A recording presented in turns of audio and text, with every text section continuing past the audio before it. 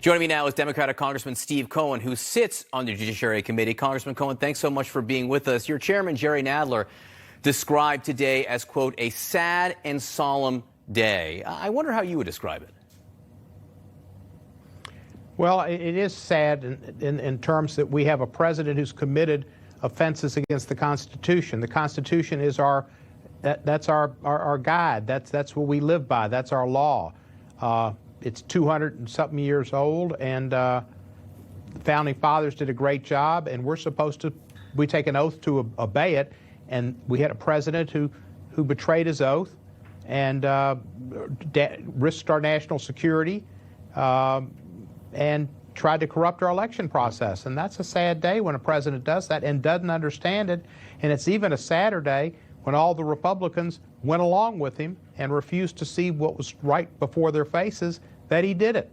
Let me ask more about that, because it does appear near certain that the articles of impeachment will pass the full House, but they'll pass the full House without any Republican votes there either. And I do wonder, because there are a couple dozen, maybe more Republicans who aren't running for re-election. These are people who don't have to satisfy their base. So what does it tell you that these retiring members who don't necessarily have anything to gain are going to vote against impeachment?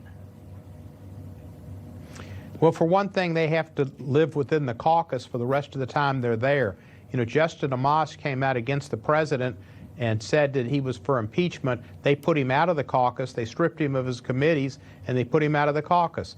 So these people have got another year in the Republican House caucus, and they probably don't want to get put out, stripped of their committees, and scorned. And then when they leave their job, some of them might have ambitions to get an appointment from this president, assuming he gets a second term. I don't think he will, but they probably think he might. And certainly that's a better ticket for them than a Democrat winning. And they don't want to be on the outs then. But that's just two kind of craven political reasons why they may be there. And then they just may. I've never been in a Republican caucus. They may just take Kool-Aid communion every day. So Mitch McConnell, who is the Senate Majority Leader, spoke last night about the Senate trial. Listen to what he said.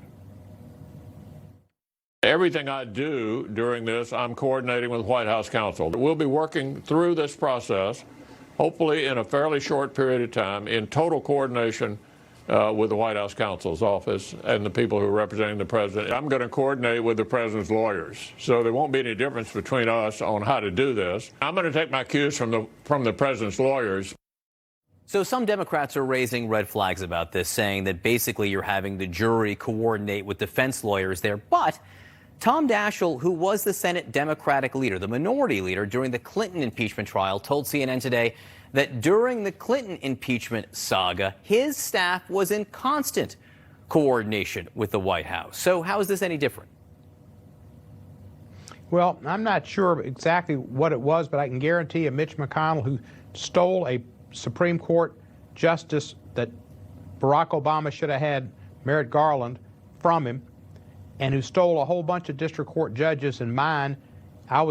My district court nominee, Ed Stanton Jr., Ed Stanton III, who was an outstanding, highly rated nominee approved by the bar, a year out, he didn't approve a district court judge in Memphis who was next up, and a bunch of people after him. So Mitch McConnell will do whatever he can do to manipulate the process to his advantage. And I would suspect that what he does will be different than what Daschle does, and they'll try to stack the deck. And the whole idea of not calling witnesses, which I've heard is a possibility, having the case put on for a week and having a case put on by the other side for a week, and then calling the question, getting the vote, and getting out, is not right. They should have a trial. There should be witnesses. There should be the opportunity to see what you just showed the people there of Trump getting on the White House lawn and going, I want Ukraine to investigate him. They should investigate Joe Biden. China should investigate Hunter Biden or Joe Biden. They should have those videos played in the Senate for the senators and for the public as well to remind them of what went on. Mulvaney, this is the way it is. Get used to it. They need to have all that, and they should have more. They should have Fiona Hill, Dr. Hill, Ambassador Taylor, Ambassador Yovanovitch, Lieutenant Colonel Vindman. have some of their testimony. They were shocked. They are independent Foreign Service service officials. They are American patriots. They had no political thing in this at all. They risked their careers to testify and to immediately say this was wrong. Congressman Steve Cohen, thanks for joining us tonight. We always appreciate your time, sir.